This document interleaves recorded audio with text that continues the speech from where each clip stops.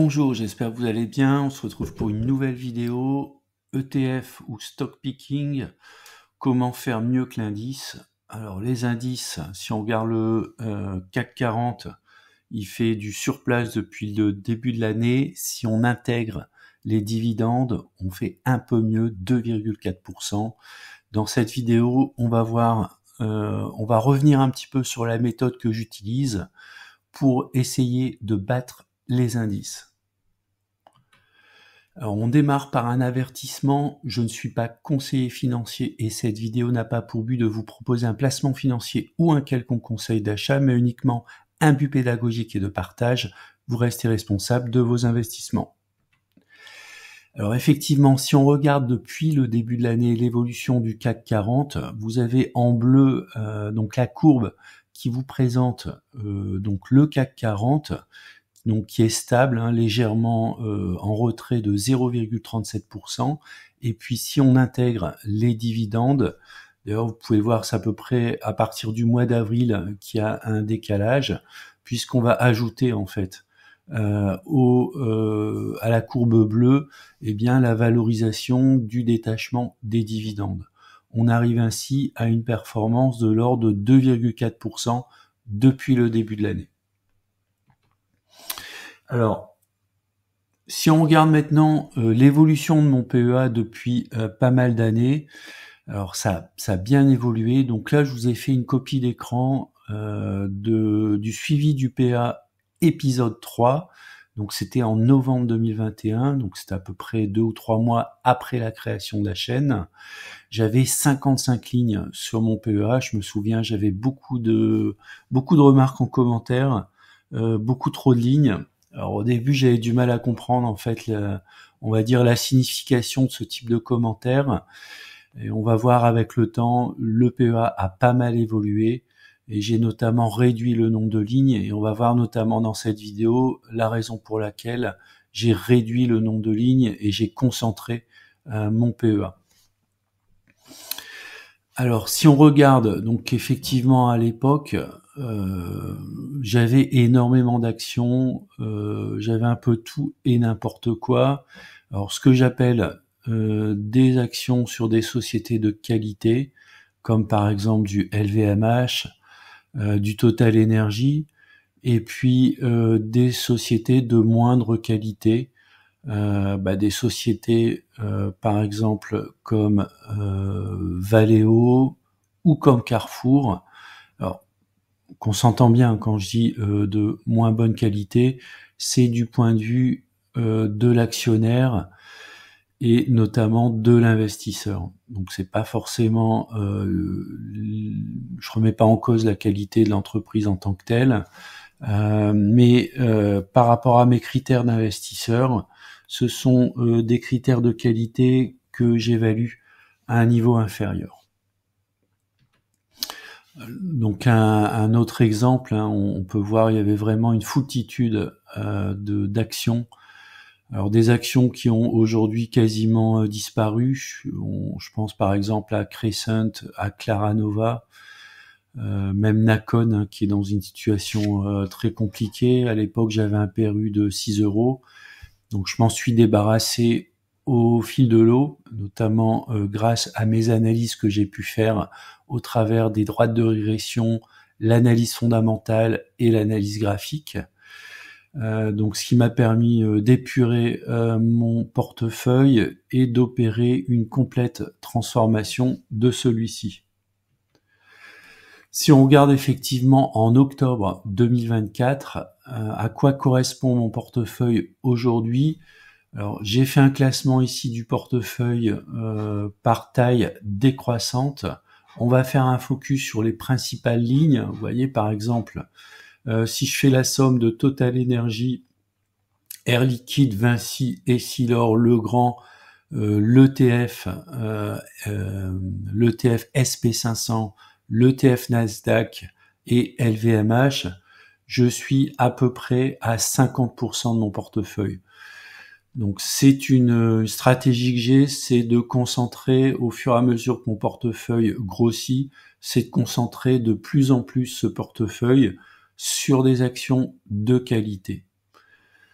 Alors, ce que vous allez voir également sur le bas du portefeuille, c'est principalement des actions que j'opère en mode swing trading, donc qui peuvent être sur une période relativement courte, quelques jours, quelques semaines, mais qui peuvent aller sur des périodes beaucoup plus longues, quelques mois, voire quelques années pour certaines de ces actions. Si on regarde maintenant la croissance moyenne des indices, donc si on regarde sur le long terme, j'ai pris l'indice CAC 40 dividendes réintégrés, puisque c'est, si vous investissez dans le cadre d'un PEA, c'est par rapport à cet indice qu'il faut vous comparer. Il ne faut pas vous comparer par rapport à l'indice CAC 40, puisque l'indice CAC 40 retranche les dividendes. Donc si vous avez des actions qui perçoivent des dividendes, vous devez vous comparer et comparer la performance de votre portefeuille avec cet indice. Alors, cet indice a une croissance moyenne de 8,57% en moyenne par an. Ça correspond à quoi? Ça correspond à la pente de la droite que vous avez ici en rouge. Et comment est calculée cette droite? Eh bien, c'est tout simplement une droite de régression linéaire qui est faite à partir de l'ensemble des données qui correspondent au cours hebdomadaire de l'indice. Ici, on a à peu près 15 ans d'historique. On part à peu près en 2008-2009. Et puis, on va regarder l'évolution. Donc, 8,57%. Donc, c'est la croissance moyenne. Ça veut dire que si vous n'avez pas de performance suffisante sur votre portefeuille, eh bien, une des solutions, ça peut être tout simplement de dire, comme je n'arrive pas à battre le marché, eh bien, je vais acheter le marché. Dans ce cas, vous pouvez tout à fait acheter un ETF CAC 40 GR, c'est-à-dire dividendes réintégrés. Et puis, sur le long terme, alors même si c'est pas une garantie, hein, c'est une statistique, vous ferez aussi bien que l'indice. Alors, que ce soit à la hausse ou que ce soit à la baisse. Cette année, donc c'est un indice qui progresse de 2,4%. Donc si votre portefeuille, vous êtes négatif sur depuis le début de l'année, si vous aviez opté pour une seule ligne avec un ETF de type CAC 40 dividendes réintégrés, vous seriez positif de 2,4% depuis le début de l'année. Alors moi j'ai opéré avec un mix d'ETF et d'actions. Alors, j'ai choisi, mes critères, c'était quoi? C'était des actions dont la croissance moyenne associée au rendement moyen a une progression supérieure ou égale à l'indice. Alors, par exemple, ma première ligne, c'était Total Energy, une société principalement pour les dividendes. Elle a néanmoins une croissance moyenne sur les 30 dernières années de 3,38% et un rendement moyen de 5,16%. Ce qui me donne un total de 8,54%. On est à peu près dans l'indice. Ma deuxième ligne, on voit, c'est Air Liquide avec une progression de 11% au total, a une progression en moyenne supérieure à l'indice, 9,38% de croissance moyenne, 1,74% de rendement moyen, ce qui nous conduit à un total de 11,12%.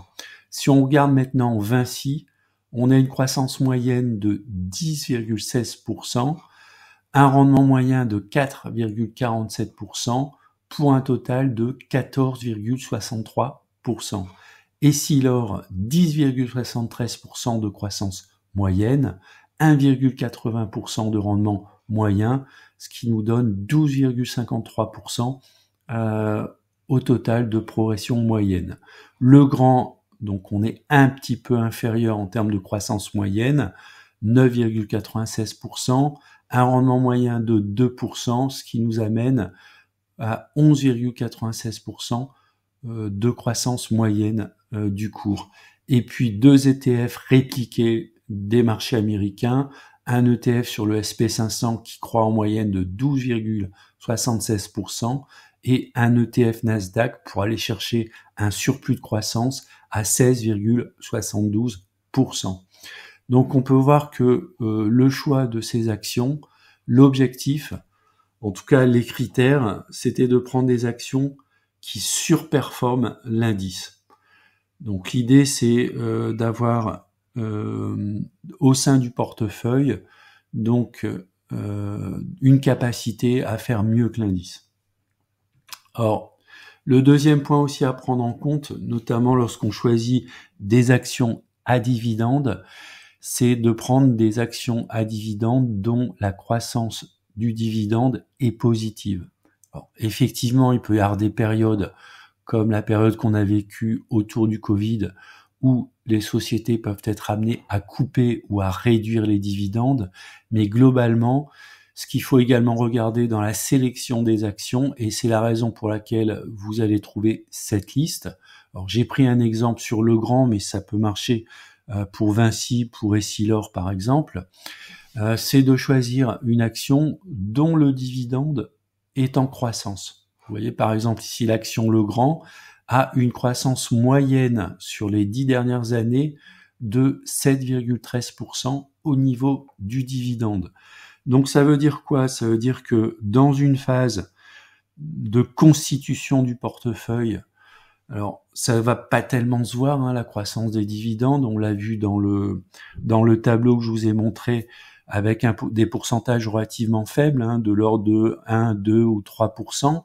Par contre, lorsque mon portefeuille sera constitué, c'est-à-dire que mes lignes seront constituées en nombre d'actions, je vous rappelle le PEA, le maximum de versement, c'est 150 000 euros. Donc, une fois que vous avez atteint votre maximum de versement, eh bien derrière, on va aller chercher une croissance combinée, bien sûr, la croissance donc liée au modèle, donc une croissance statistique, plus la croissance des dividendes qui va venir quelque part accélérer en fait ces pourcentages de croissance.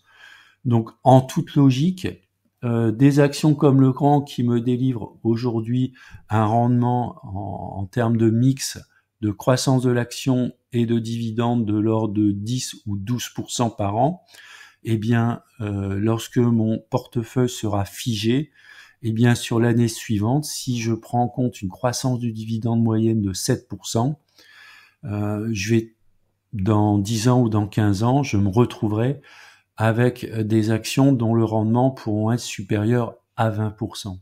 Donc ça, c'est un point très important.